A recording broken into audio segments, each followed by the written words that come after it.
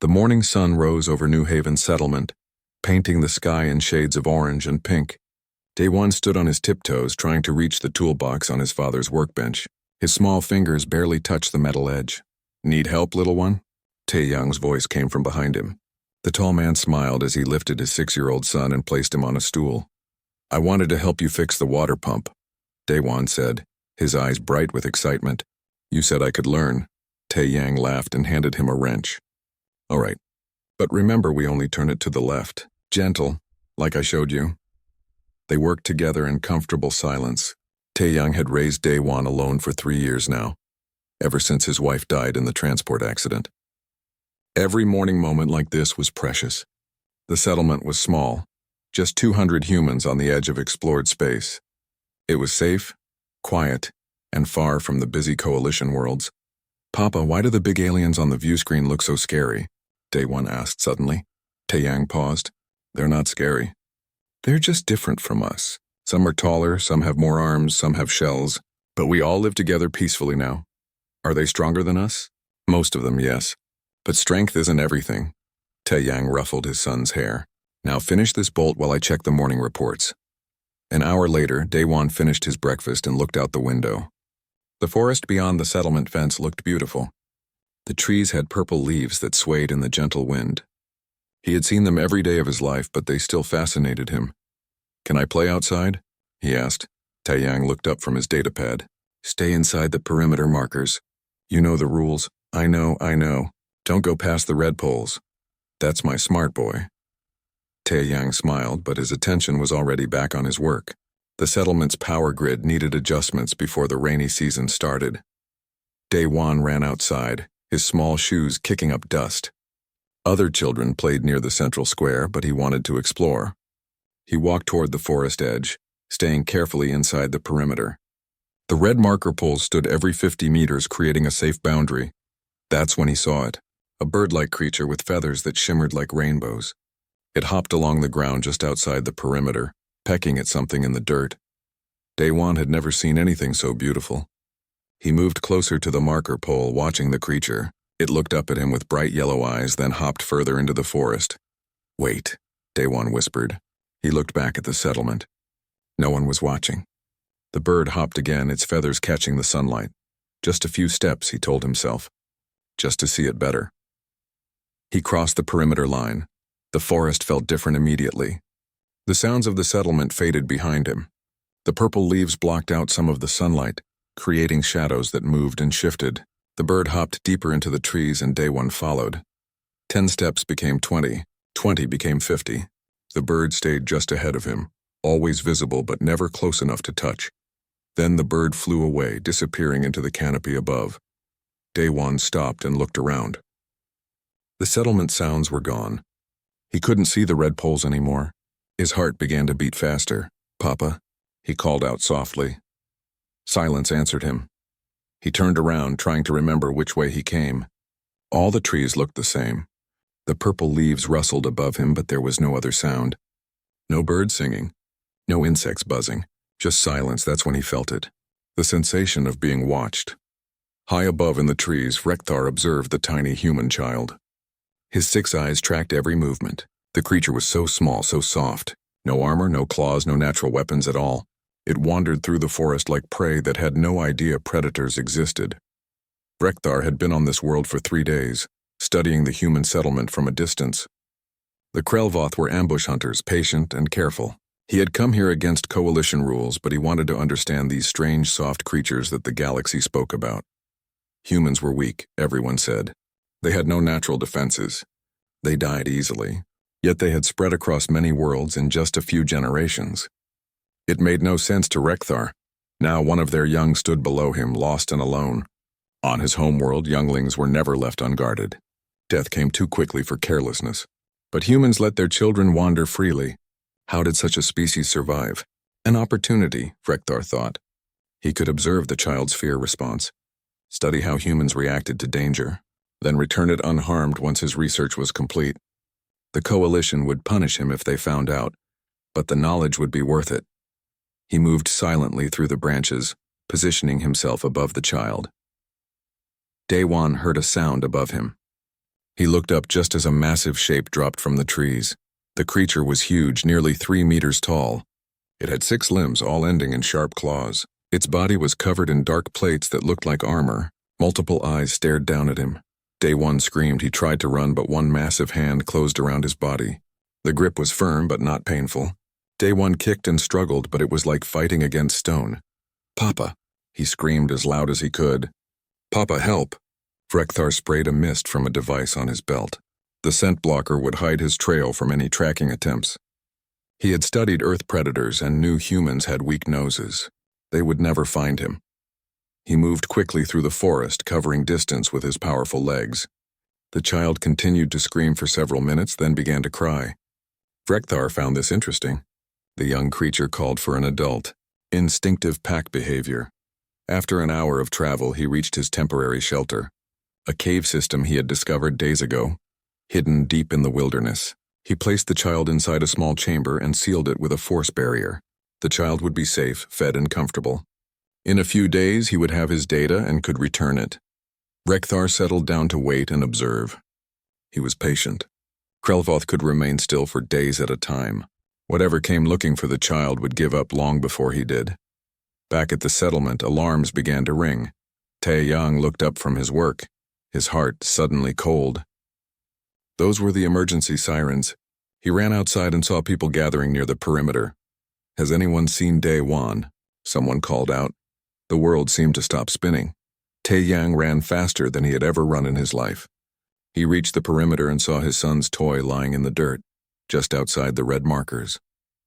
Beyond it, small footprints led into the forest, and next to those small prints were massive tracks, 6-toed, deep impressions that spoke of great weight and power. Bora, the security chief, appeared beside him. Her face was pale. "Those are Krelvoth tracks," she whispered. Tae-Yang didn't answer. He just stared at the tracks leading into the dark forest, his hands slowly clenching into fists. Something was awakening inside him. Something old and primal. Something that civilization and peace had covered over but never erased. His son was out there, and nothing in the universe would stop him from bringing.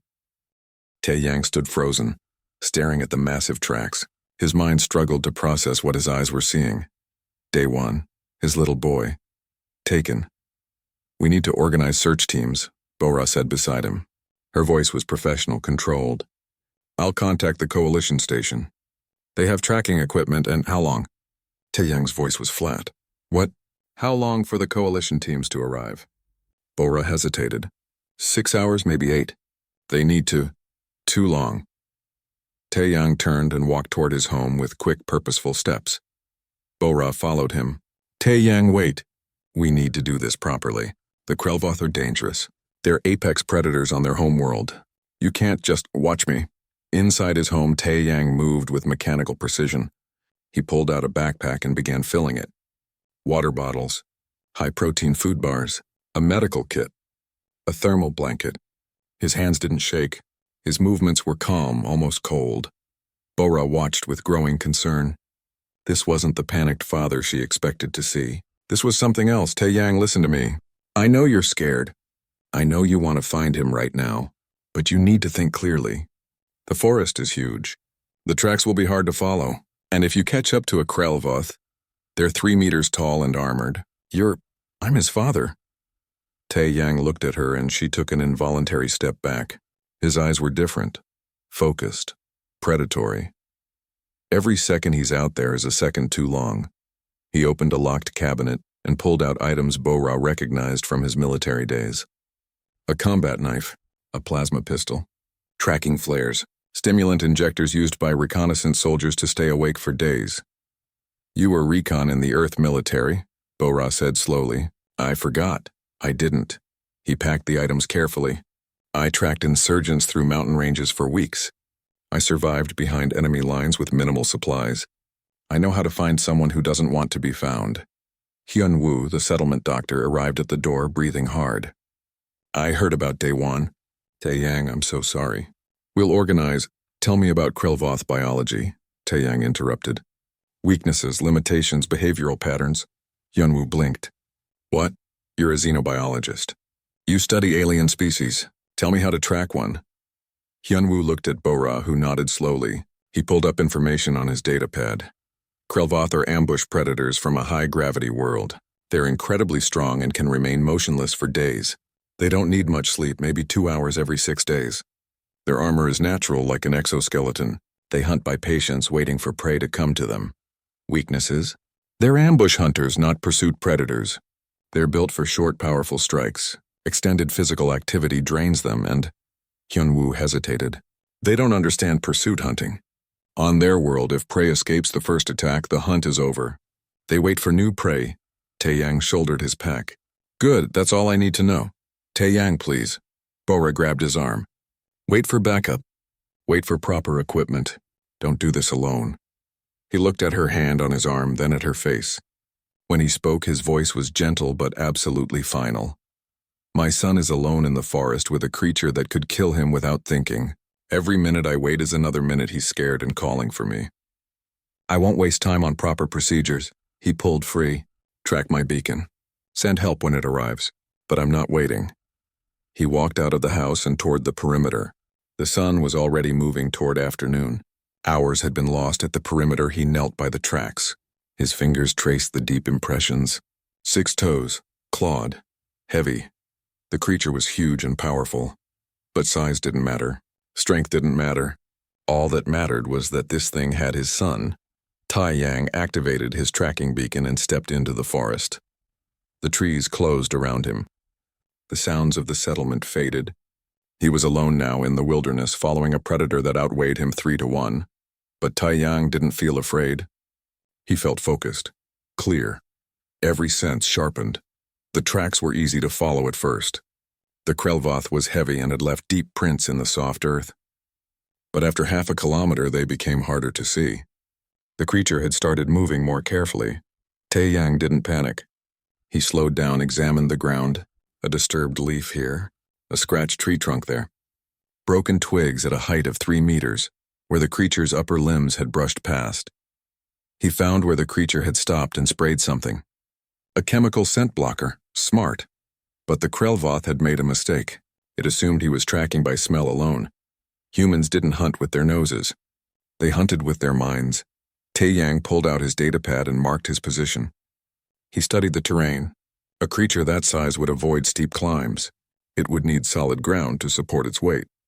It would seek shelter, caves, overhangs, dense tree cover. He eliminated impossible directions and focused on probable ones. Then he moved forward again, steady and relentless. Hours passed. The sun moved across the sky. Taeyang didn't stop. He drank water while walking. He ate food bars without pausing. His body was a machine now, moving with purpose. He found a piece of cloth caught on a branch. His heart clenched. It was from Daewon's shirt. His son had been here, scared, struggling. Taeyang carefully folded the cloth and put it in his pocket. Then he kept moving. Night fell. Most people would stop, make camp, rest. Taeyang pulled out a light stick and continued. The darkness didn't matter. Nothing mattered except finding his son. Back at the settlement, Bora watched the tracking beacon on her screen. It moved steadily deeper into the forest, never stopping for more than a few minutes. He's been moving for 12 hours straight, Hyunwoo said quietly. That's not normal. He should be exhausted. He used a stimulant injector, Bora replied. But those only work for so long.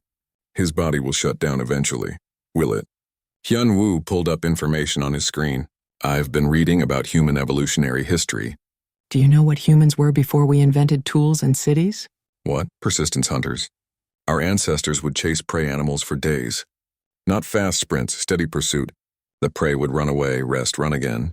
But the humans never stopped. They just kept coming. Eventually, the prey would collapse from exhaustion, and the humans would walk up and finish it. Bora stared at the moving beacon. You're saying... I'm saying that whatever took Daewon made a terrible mistake. Hyunwoo's voice was quiet. It doesn't know what humans are.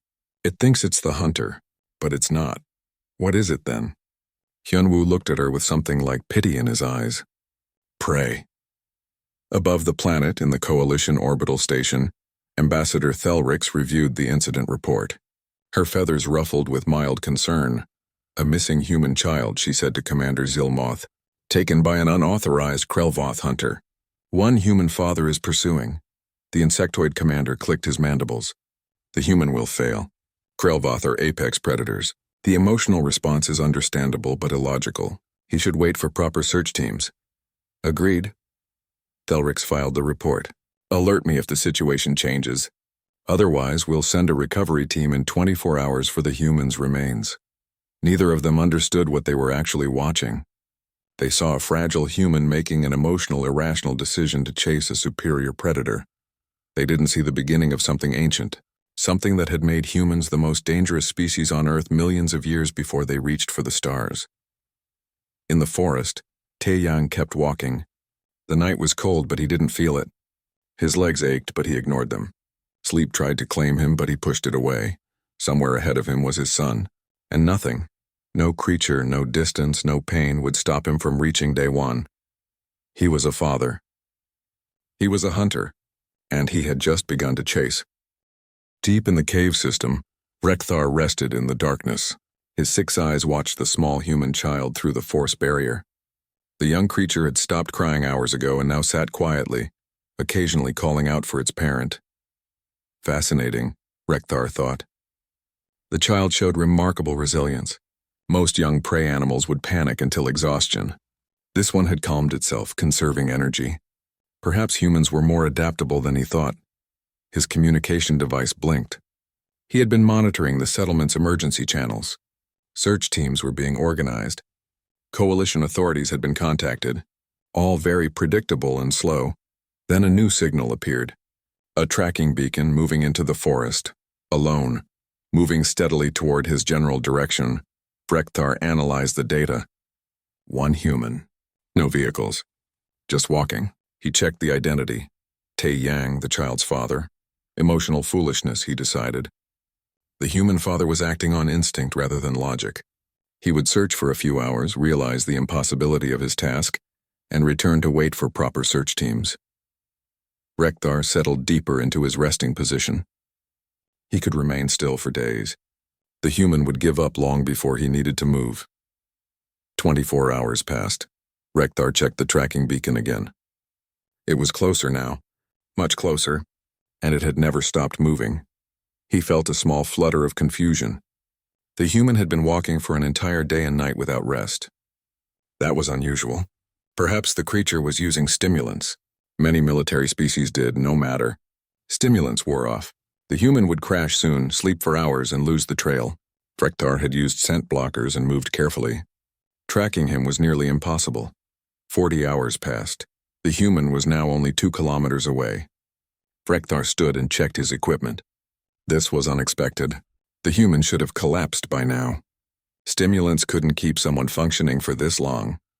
He accessed the coalition database and searched for information about human endurance. What he found made him pause. Humans were persistence hunters. They could run for days.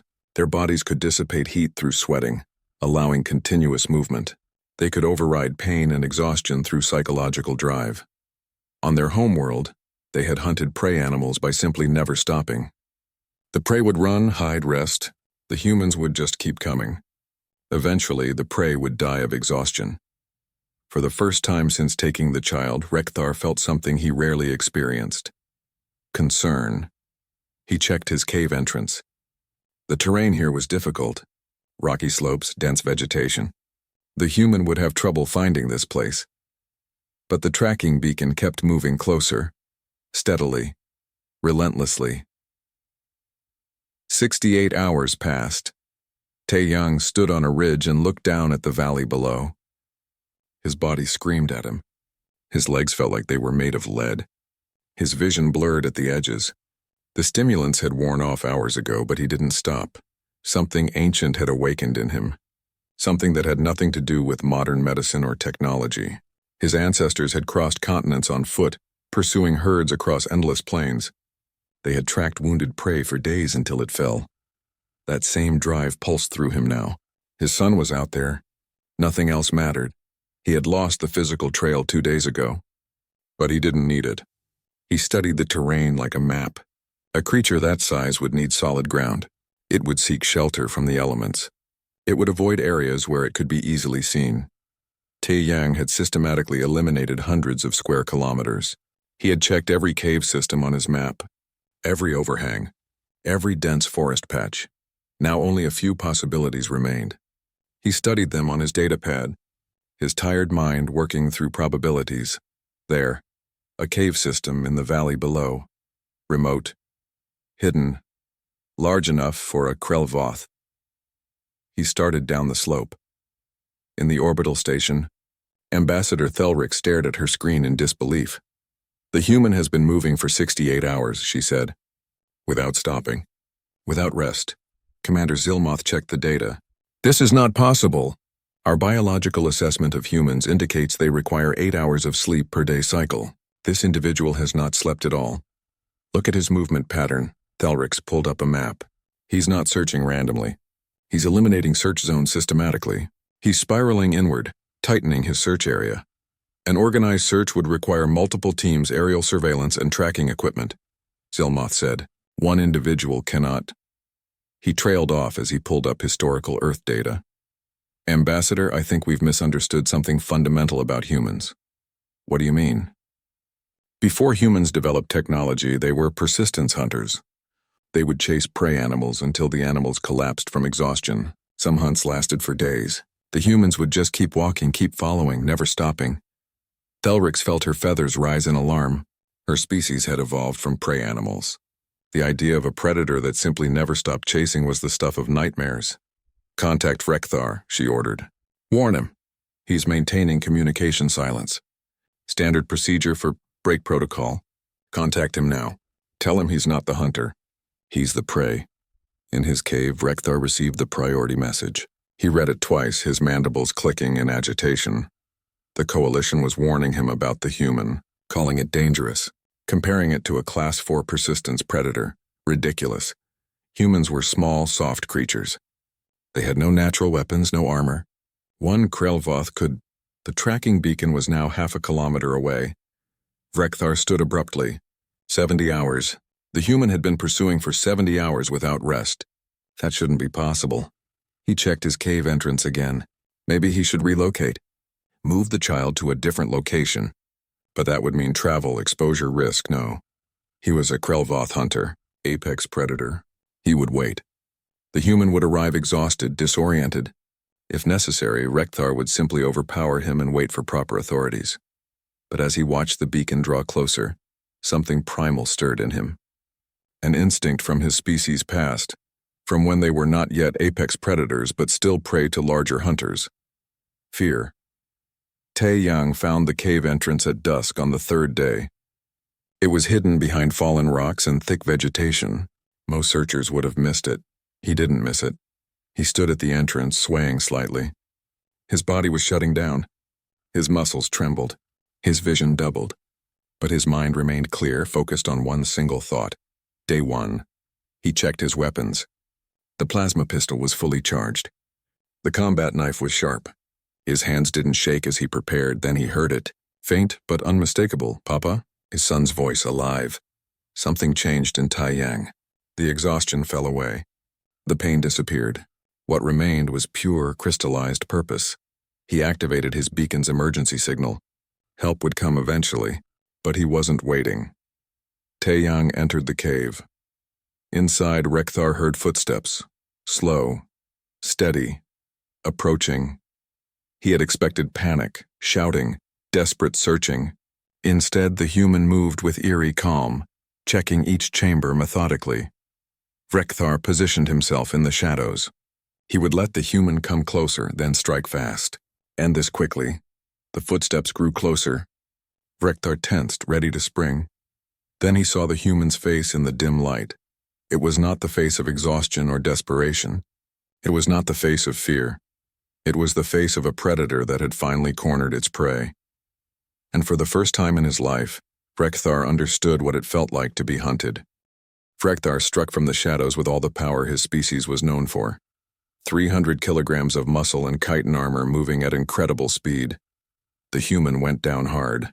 The plasma pistol flew from his hand and clattered across the cave floor. By all logic, the fight should have ended there. But Tae-Yang got back up. Rekthar stared. The human's left arm hung at an odd angle, clearly broken. Blood ran down his face from a gash on his forehead. He swayed on his feet like he might fall at any moment, but he stood, and his eyes never left Rekthar. "Give me my son," Taeyang said. His voice was calm, quiet, terrifying in its control. Rekthar's mandibles clicked in confusion. Why wasn't the creature running? Why wasn't it begging or pleading? It should be showing fear, submission. "The child is unharmed," Rekthar said in the trade language. "I will return it when—" Taeyang moved forward, not charging, not attacking, just walking, steady, relentless. Rekthar struck again. His clawed limb caught the human in the ribs. The sound of breaking bone echoed in the cave. The human stumbled backward, fell to one knee. Then he stood up again. "This is irrational," Rekthar said. "You cannot win. Your body is damaged. You are outmatched. Surrender and—" "My son." Taeyang took another step forward. "Give me my son." Something was wrong, Rekthar realized. The human's body was releasing chemicals. He could smell them in the air. Adrenaline, endorphins, natural painkillers flooding the creature's system. It wasn't fighting rationally anymore. It was fighting on pure instinct. But instinct should make prey run, not advance. Rekthar struck a third time, a fourth. Each blow would have killed most species. The human took them, fell, and kept getting up. "Why won't you stop?" Rekthar's voice held something he had never felt before, fear. Taeyang pulled the combat knife from his belt with his good hand. He didn't answer. He just kept moving forward. In that moment, Rekthar understood. This wasn't a father desperately searching for his child. This was something older, something that had nothing to do with civilization or reason. This was a human, a persistence hunter, a species that had survived the Pleistocene by refusing to give up. Ever. And Rekthar had taken its young. "The child is behind you," Rekthar said quickly. "Through that passage behind the force barrier. Take it, I will leave. This ends now." Taeyang stopped. For a moment he looked toward the passage, then back at Rekthar. "You hurt him?" "No, he is unharmed. I studied him only. You scared him." Yes, but—" Taeyang moved again. Not toward the passage where his son was. Toward Rekthar. Rekthar realized his mistake. He had thought showing the child was safe would end this. But humans didn't work that way. They didn't just want their offspring back. They wanted justice, protection, revenge. They wanted to make sure the threat could never come back. Rekthar turned and ran. He was faster than the human, stronger. He burst out of the cave into the fading daylight, his powerful legs carrying him up the rocky slope. Behind him he heard it. A sound, not words, not a scream, a roar, raw and primal. The sound of a human protective instinct, millions of years old. The sound that had sent saber-toothed tigers running. The sound of a species that would never, ever give up. The badger's roar, Rekthar ran faster. He could hear the human behind him. Slower, yes. Injured, yes. But still coming, still moving, like a nightmare that would never end. He made it 50 meters before his leg caught in a crevice between rocks. He stumbled, fell, tried to rise. The human was there, broken, bleeding, barely able to stand. But there. "Please," Rekthar said. "I understand now. I made a mistake. Taeyang didn't kill him. That would have been easy. Instead, he did something that would haunt Rekthar for the rest of his life." He looked at him with complete contempt. Like Rekthar was nothing, no threat, no challenge, just an obstacle that had been overcome. Then Taeyang pulled out restraints from his pack and bound Rekthar with efficient military precision. He used the Krelvoth's own equipment, securing him thoroughly. "Don't move," Taeyang said quietly. "I'm getting my son. Then I'm coming back. If you're gone, I will find you again. And next time, I won't be this kind." Rekthar believed him completely. Taeyang walked back to the cave, each step an act of pure willpower. His body was failing, his vision tunneled, but he kept moving. Inside the cave, he found the force barrier. Behind it, Daewon sat curled up, his eyes red from crying. Papa? The small voice was uncertain, afraid it might be a dream. Taeyang found the barrier controls and deactivated them. The field shimmered and disappeared. I'm here, Daewon, I'm here. His son ran to him and Taeyang caught him with his good arm. The boy was whole, unharmed, alive. I knew you'd come, Daewon sobbed into his father's chest. I knew you'd find me. I told the monster. I told him my papa always finds me. Taeyang held his son as tightly as he could with one arm. All the pain, all the exhaustion, all the fear of the past 3 days crashed over him at once. But he didn't let himself collapse. Not yet. He had to get Daewon to safety first. He heard sounds outside. Voices. Running feet. The coalition security teams had finally arrived, following his beacon. Bo-Ra was the first through the cave entrance. She stopped when she saw them. Taeyang, barely standing covered in blood and holding his son. Behind him the massive Krelvoth lay bound and utterly defeated. Medical team, she shouted over her shoulder. Then she approached slowly, like she might spook a wild animal. Taeyang, you can let go now. We've got you, you're safe.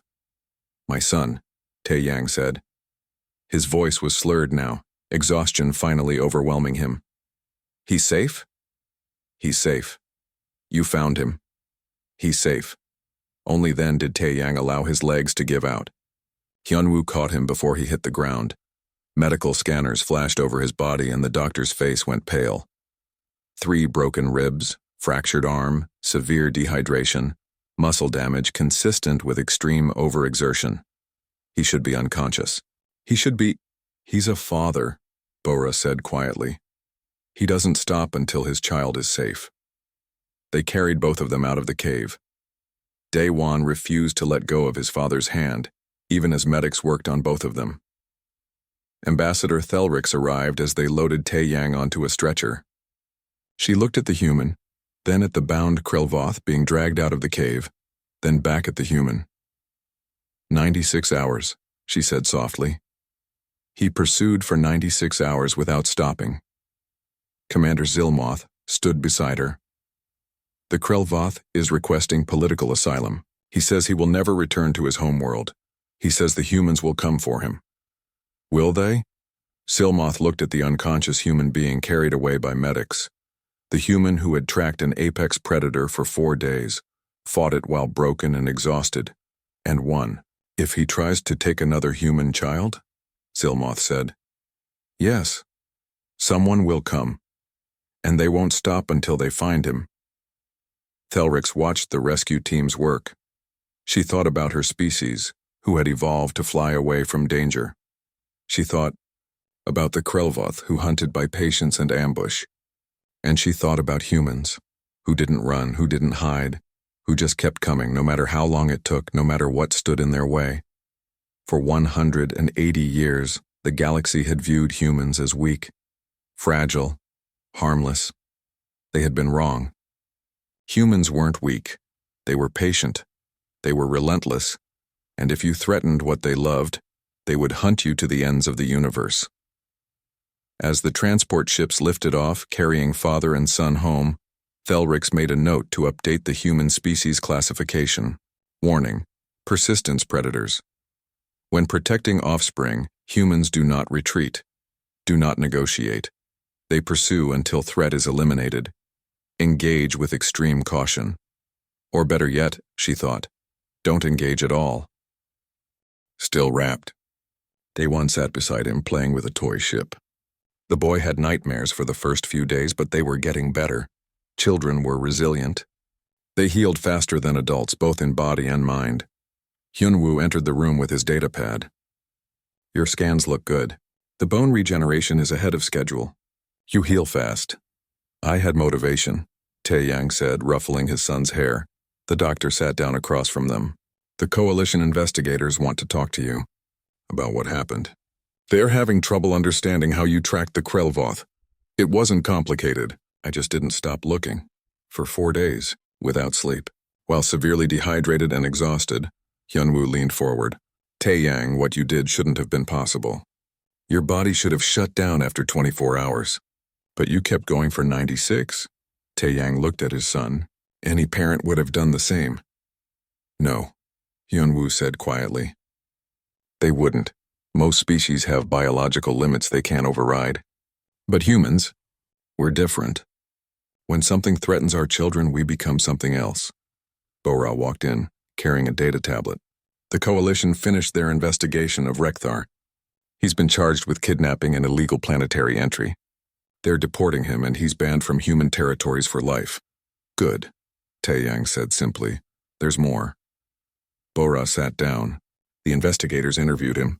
Multiple times. He kept saying the same thing over and over. What? He said. It didn't stop. No matter what I did, it just kept coming.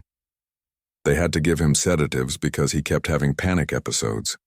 Daewon looked up from his toy. The monster was scared of you, Papa? Taeyang pulled his son close. I think he was. But you don't need to be scared anymore. He's gone and he's never coming back. Because you'll find him again if he does? Yes, I'll always find you. No matter where you are. Daewon smiled and went back to his toy. For him, it was that simple. His father had come for him. His father had saved him. The universe made sense again. On the Coalition orbital station, Ambassador Thelric stood in a briefing room with representatives from a dozen species. On the screen before them was a compiled report about the incident. The human father tracked a Krelvoth hunter across 90 kilometers of wilderness in 96 hours, she said. He did this with minimal equipment, no sleep, and while sustaining multiple injuries. He then subdued the Krelvoth in single combat. A Velkari representative raised a tentacle. This seems unlikely. Krelvoth are classified as Class 3 combat species. Humans are rated as Class 7. How is this possible? We've been rating humans incorrectly, Commander Zilmoth said. Our classifications focus on physical strength and natural weapons. We didn't account for persistence hunting behavior. Explain, the Velkari demanded. Thelrix pulled up data on the screen. On Earth, before humans developed tools, they hunted by pursuit. They would chase prey animals for days, sometimes weeks. The prey would run until exhausted, then rest. But the humans never stopped. They just kept walking. Eventually, the prey would collapse from exhaustion. That's barbaric, someone muttered. That's effective, Zilmoth corrected. It's why humans became Earth's apex predators. And we've discovered it's not just a historical trait. When a human is motivated enough, especially when protecting offspring, they can tap into this instinct. Are you saying humans are more dangerous than we thought? Another representative asked. Thelrix nodded slowly. Yes, but only under specific circumstances. Humans are peaceful, cooperative, emotional. But if you threaten their young, they become something else. Something we should all be very careful to avoid. What are you proposing? The Velkari asked. A species warning update, Thelrix said. All Coalition databases need to include information about human protective behavior. And we need to make sure all member species understand. Do not threaten human children. Ever. The room was quiet for a moment. Then the Velkari spoke again. One human did this. What happens if you threaten an entire human settlement's children? No one answered. They didn't need to. They had all seen the footage of Taeyang walking through the forest, day after day, never stopping. They had all heard Vrekthar's terrified statements. They understood now. One human father was frightening enough. An entire species of them, all with that same relentless drive, was something the galaxy needed to respect. The update was approved unanimously. 3 months later, Taeyang stood at the settlement perimeter with Daewon. His injuries had healed completely. His son held his hand, looking out at the forest. It's pretty, Daewon said, but scary. The forest isn't scary, Taeyang said. It's just the forest. It's what lives in it that can be dangerous. But you're not scared of anything. Taeyang smiled. I'm scared of lots of things. I'm scared of losing you. I'm scared of not being a good father. But I'm not scared of things I can chase. Daewon thought about this. Because you can always catch them? Because I'll never stop trying. They stood there together, watching the purple leaves sway in the wind. Behind them, the settlement was safe and peaceful. In orbit above, Coalition ships kept watch. And throughout the galaxy, in 1,000 different languages, a new warning spread through Coalition databases. Species, human. Origin, Earth. Classification, persistence predator. Warning, Humans form intense emotional bonds with offspring. Threatening human young triggers ancient hunting behaviors. When protecting their children, humans cannot be reasoned with, cannot be outlasted, and will not stop pursuing until the threat is eliminated. Physical capabilities. Moderate strength, moderate speed, moderate durability. Psychological capabilities. Unlimited. Recommendation: do not engage. Do not threaten. Do not attempt to outrun or outlast. If human offspring are harmed, expect immediate and relentless pursuit regardless of distance, terrain, or time required. Note: humans describe this protective behavior with a metaphor from their home world. The honey badger, a small creature that is absolutely fearless and will attack anything that threatens it, regardless of size or danger. When a human protects their young, they become the badger. And the badger never stops. Bora read the updated entry from her office and smiled. The galaxy was finally beginning to understand. Humans weren't the strongest or the fastest.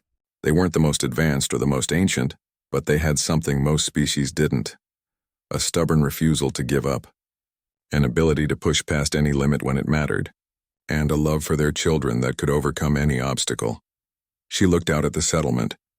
Parents walked with their children. Families played together.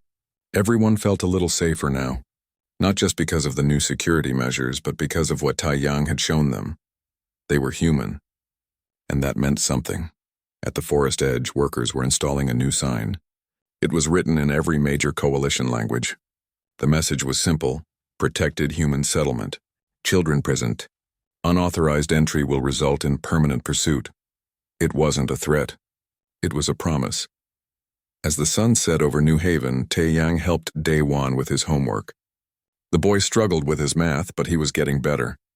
He laughed at something on his datapad, and Tai Yang's heart swelled with love. This was what mattered. Not the galaxy's new respect for humans, not the warnings in coalition databases, just this: his son. Safe, happy, home. "Papa, can I ask you something?" Daewon said. "Of course. Would you really have chased that monster forever?" Tai Yang looked at his son and answered with absolute honesty. "Yes. To the end of the universe if I had to. I would never stop, never." Daewon smiled and hugged his father. He didn't fully understand what that meant yet. He was only 6. But someday he would. Someday he might have children of his own, and then he would understand exactly what his father had done for him. He would understand what it meant to be human, to be a parent, to be willing to chase anything, anywhere for as long as it took, to be the badger. Outside, the forest grew dark. Somewhere in the galaxy, Rekthar lived with his shame and fear, knowing he had made a terrible mistake. Somewhere else, coalition officials updated their databases and warned their citizens. But in the small house at the edge of New Haven settlement, none of that mattered. There was just a father and his son together again, safe, whole, and that was everything.